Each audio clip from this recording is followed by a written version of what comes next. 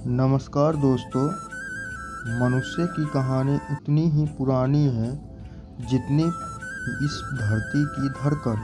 जब इंसान ने पहली बार आसमान की ओर देखा होगा तो उसने ज़रूर सोचा होगा, ये तारे कौन हैं, ये चांद क्यों चमकता है, ये सूरज हर रोज़ क्यों निकलता है। यही जिज्ञासा उसकी पहचान बनी। जिज्ञासा से ही ज्ञान जन्मा और ज्ञान से ही सभ्यता खड़ी हुई। मनुष्य मिट्टी से खेलते खेलते सोने चांदी तक पहुंचा, पत्थरों से आग जलाना सीखा तो बिजली की चमक को भी वश में कर लिया।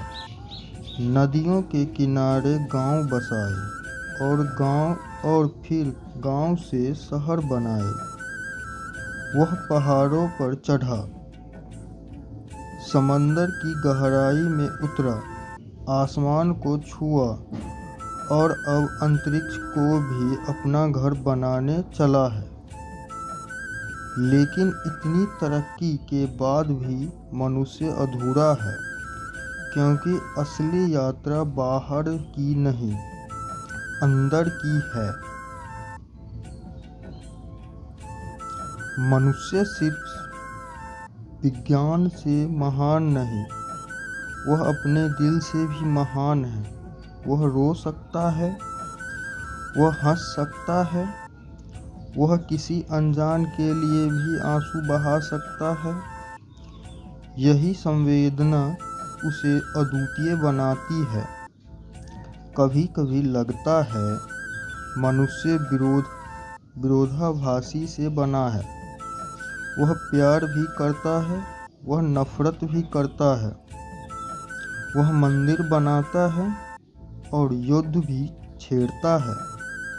वह किताबें लिखता है और किताबें जलाता भी है।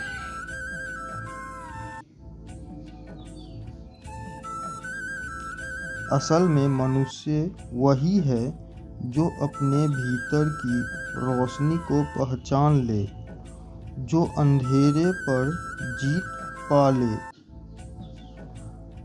जिसने यह कर लिया वह ऋषि कहलाया, वह संत कहलाया, वह महापुरुष कहलाया।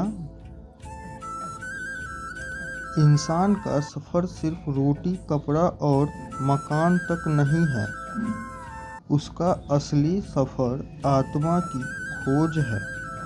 वह जानना चाहता है, मैं कौन हूँ, मेरे जीवन का उद्देश्य क्या है। यही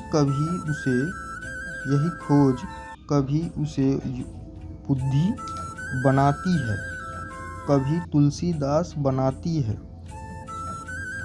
कभी कबीर बनाती है। मनुष्य जब अपनी शक्ति का सही उपयोग करता है तो धरती पर स्वर्ग बना देता है। जब वही शक्ति गलत दिशा में जाती है तो नरक भी यही बना देता है। इंसान ने संगीत रचा, कविताएं लिखी, चित्र बनाए और अपनी भावनाओं को कला के जरिए अमर कर दिया।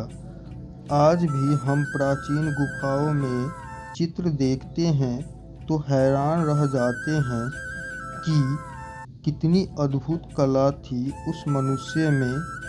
मनुष्य ने समाज बनाया,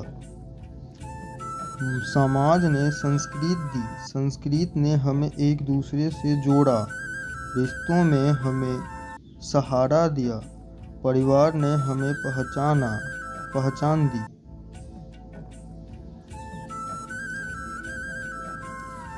सोचिए, अगर परिवार न होता, अगर दोस्त न होते, अगर समाज न होता तो इंसान कितना अकेला होता।